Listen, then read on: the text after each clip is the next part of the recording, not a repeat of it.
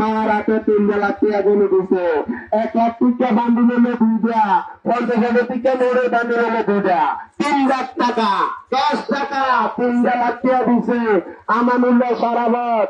এখন যে জমিত প্রতারণা করছে এর মতো এরকম বেমান মির্জাফর প্রতারণা, এ যাদবপুর মা যারার ভিতরে নাই, এগুলোকে প্রতারক বেমান। এদের মা বলে অজ করছে, আহারে অজার বদনামি করলো কেমনে করলো, 3 লাখ টাকা দিছে এদিকে। আয় হায় রে বেদিকারে মারি গেলাইছে রে, মারি গেলাইছে আমানুল্লাহ সারাবত রে।